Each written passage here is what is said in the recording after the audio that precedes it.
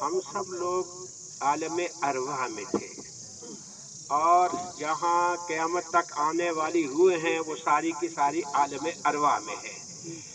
ماں کے پیٹ میں جب بچہ یا بچی بن کر تیار ہوتا ہے تو جس انسان کی جو روح ہوتی ہے اس روح کو اللہ کا حکم ہوتا ہے کہ فلاں گاؤں، فلاں محلہ، فلاں گھر، وہاں بچہ یا بچی پیدا ہوا، اس میں داخل ہو جا۔ تو وہاں روح ہوتی ہے تو بچہ یا بچی زندہ ہو جاتا ہے ماں کے پیٹ میں۔ ماں کے پیٹ سے نکلنے کے بعد پھر یہ قبر کا پیٹ آ گیا ہے جو ہے اپنا۔ یہ معاملہ بہت سخت ہے قبر کا۔ حضرت عثمان غنی رضی اللہ تعالیٰ عنہ جب کسی بھی قبر کے پاس سے گزرتے تھے تو آنسو ہی آنسو ہو جاتے تھے۔ کسی نے پوچھا آپ اور کہیں نہیں روتے؟ تو قبر پر آ کر آپ کو رونا آ جاتا ہے۔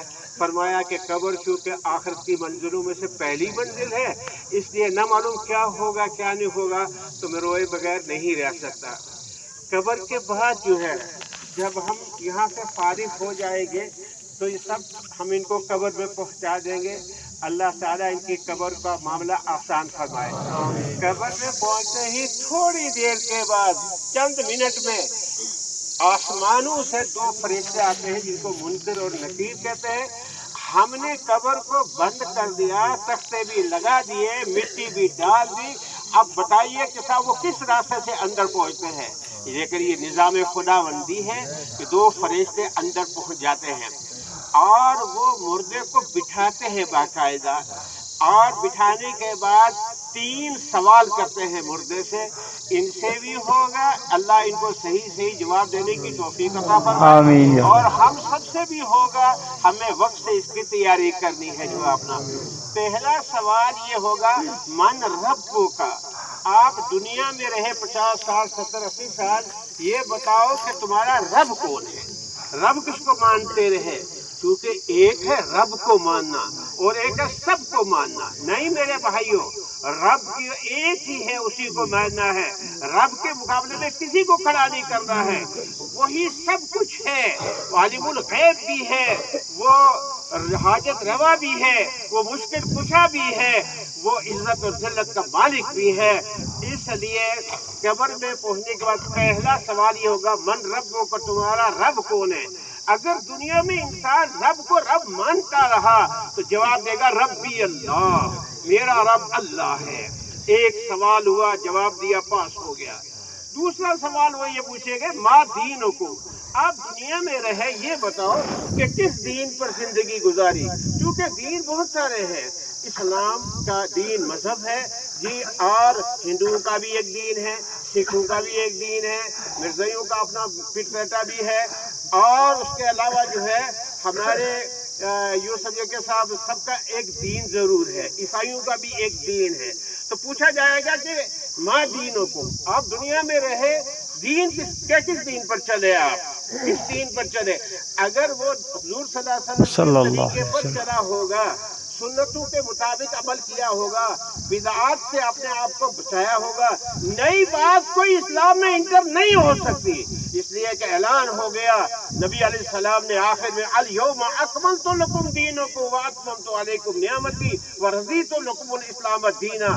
دین میں ایک رتی برابر نہ زیادتی ہو سکتی ہے نہ کمی کی جا سکتی ہے۔ اس لیے سوال یہ ہوگا کہ تم دنیا میں رہے، بتاؤ کس دین پر زندگی گزاری؟ اگر اسلام پر چلی ہوگی انسان کی زندگی تو برجستہ مردہ کہے گا دینی الاسلام، میرا دین اسلام تھا، میں نے اسلام پر زندگی گزاری، پاس ہو گیا۔ دوسرے سوال میں بھی آخری سوال، تیسرا بہت اہم سوال ہے۔ حضور صلی اللہ علیہ وسلم کی شکل مبارک وہاں قبر میں حاضر کی جائے گی۔